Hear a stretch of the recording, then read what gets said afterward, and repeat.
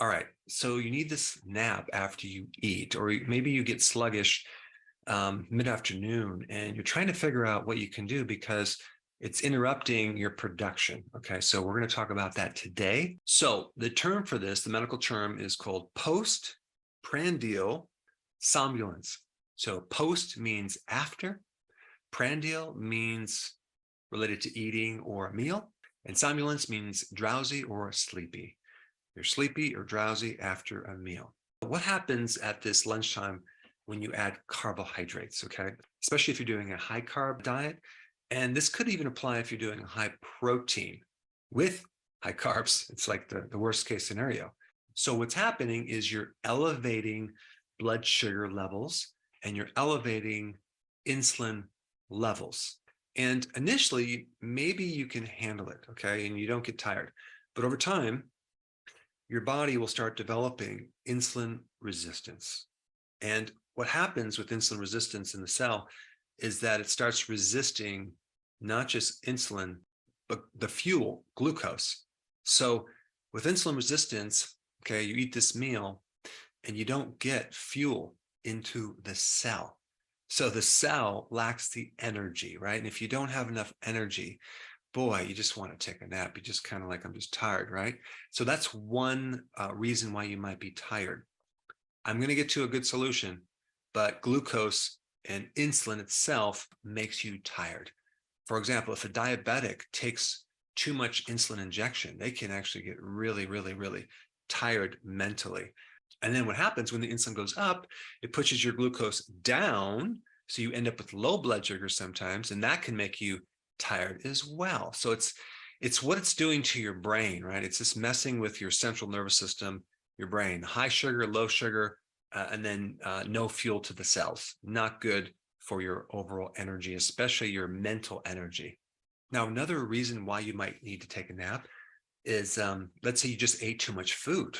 Which basically happens is you have this shift of blood flow that goes from your brain to your gut. So now we have less blood flow in our brain, and we also have a stimulation of something called the parasympathetic nervous system, which is all about rest and digest. Okay, so your body's like ready to take a nap just from just too much food. Too much food can do that. Now let's add one other factor. Let's say, for example, you don't have enough hydrochloric acid in your stomach to digest that food.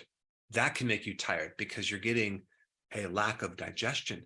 So sometimes a simple addition of either apple cider vinegar before you eat in some water, like a tablespoon or two, can give you energy. So you might want to try that. Or even better yet, to take as a supplement, betaine hydrochloride. You might need to take 5, 6, 7, or 8, down that, drink that right before you eat. Especially if you're doing the Thanksgiving meal, you're going to find that you're going to be less tired and you'll have better digestion, less bloating. A good indication to know that you have low hydrochloric acid is that you get indigestion or bloating after eating, or maybe even acid reflux or heartburn or even GERD. That means you need more betaine hydrochloride and apple cider vinegar. Another reason why you're tired is you're not getting enough sleep at night. A lack of sleep will definitely make you tired. Now, let's say, for example, it is mid-afternoon and you are tired.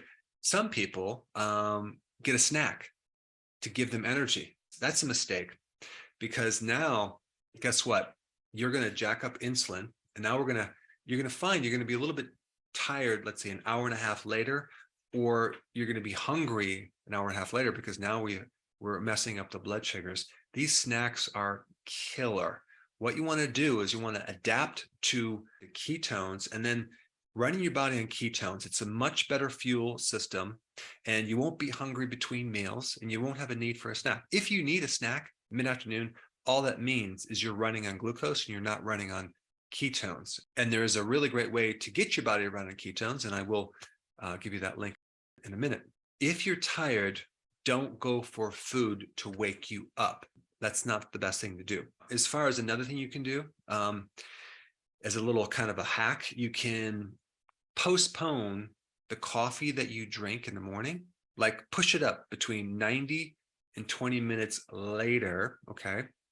And that can actually help with that afternoon or after lunch dip in energy, because what caffeine does is it blocks this chemical compound called adenosine, and that makes you less sleepy. Now, one last thing that can make you kind of tired, and I'm talking mainly about tired through the whole day, it's called chronic fatigue syndrome. That's usually a deeper viral thing going on. That's some virus that you had long ago, like Epstein-Barr virus or something like that, that's been reactivated because of recent stress.